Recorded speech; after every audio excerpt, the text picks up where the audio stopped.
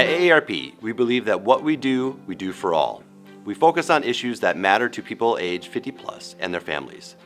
But at the end of the day, those same issues help create stronger, more livable communities for everyone. In this voter guide, you'll hear directly from candidates running for local office. These are the leaders who will help shape what our community looks like in the years ahead, from housing and transportation to public safety and neighborhood services. Because when it comes down to it, local policy matters. In fact, some of the most important decisions that affect our daily lives are made right here at the local level. What is your long-term vision for accommodating growth through mixed use and increased density without expanding sprawl? Well, growth is important, but sprawl is costly. The question isn't if we're going to grow, it's how we're going to grow. So 3 of my pillars are affordability, safety, and smart growth. And smart growth is about taking a balanced approach to how we grow. And really that starts at the neighborhood level. We need to engage the residents where they are.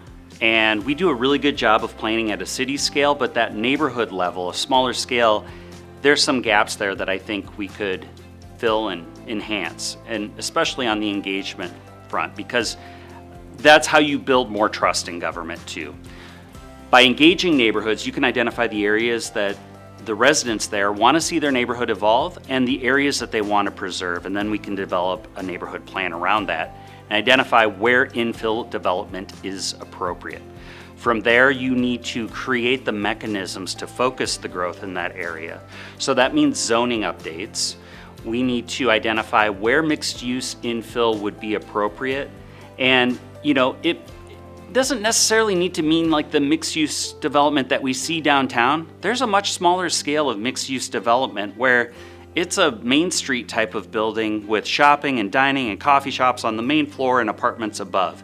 You can do mixed use development at a small scale that's appropriate for neighborhoods. That's what I want to see.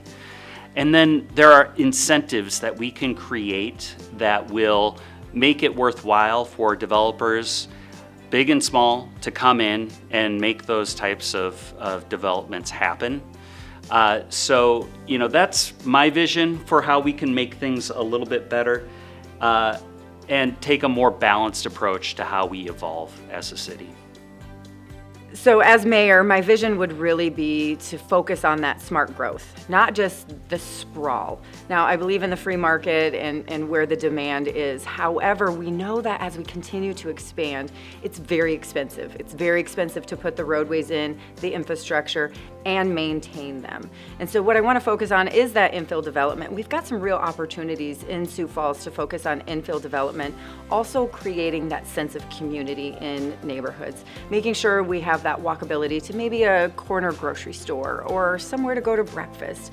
It allows us as neighbors to look out for one another and also know, hey, is something going on over at Bob's house, because Bob hasn't been out of his house for a while. That sense of community is what is so important as we continue to grow as a community. Recently the City Council did just pass a new ordinance that allows for midtown mixed use. This is specifically aimed at increasing population density. Now, this hasn't been used a whole lot, but it's an area that I would like to focus more on to ensure that we are utilizing the infrastructure we have here today and make sure that we're utilizing that as our city continues to grow. The Shape Places has made adjustments for increasing density. And over the years, it's always kind of edged in that direction. And as the city grows and the fabulous growth that we're having, it's just a natural progression that density be increased. But maybe making other adjustments that are necessary to that Shape Places long-term plan are needed.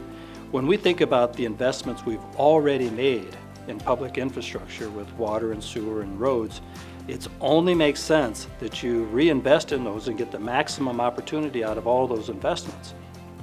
Clearly, the community sprawl that occurs and has occurred creates an added expense to the city, whether it's maintenance or just even the installation of those utilities.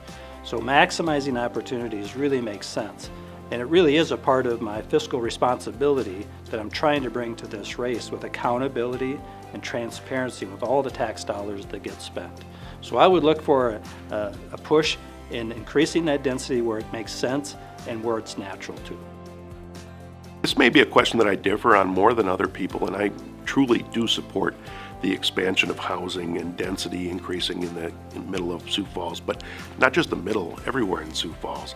You know, for a long time we've had a lot of land and we've built out, and we're running into our neighboring towns. That space is not going to be available. That's also very expensive because it creates opportunities that we have to have new infrastructure, new roads, and then we have more roads to maintain every year. By building up, not out, we can increase the density, we can use the existing infrastructure to save us money. And we've done a fabulous job of that in downtown. I really believe that the density and the way that we've planned downtown is absolutely fabulous, but we need to move that to other neighborhoods. We need to do that same idea throughout the city of Sioux Falls. I believe, for one, in one area that I'm going to focus on is what I'm calling a university district. That would be between Sanford and University of Sioux Falls and Augustana. I think that neighborhood's ripe for development opportunities, and I think building up there makes a lot of sense. I also think we can do infill within those communities as well. But when we do that in those areas, we're going to have opportunities for folks, especially retired folks, to take OLLI classes, do those different things at the universities, explore, be creative, have those opportunities that I guess everybody wishes they had, but when you're retired, you might have more time to do those things. I think lifelong learning is an important thing, and I think we can do that through the way we build our neighborhoods. Also, being close to the medical centers in town and being able to be right there where the medical needs are met absolutely makes sense. So creating a university district would be on my list of one of those tangible items that we can measure right out of the get-go. One last thing, and this would be an aspiration, but in certain communities such as Portland, they've offered the top unit in a multi-unit place to the landowner. And the landowner then gets to have the penthouse, the 3 or 4 floors below, go to something else. I think that's a creative way to solve that problem. The city of Sioux Falls needs to accommodate all the people coming into town and to build our cities a little more dense than what we've traditionally done. Suburban sprawl is great if you have a whole lot of money. It's great if you're a developer. It's great if you want to keep the cost of housing high. But if you want your kids to be able to ever buy a house, it's not such a good model.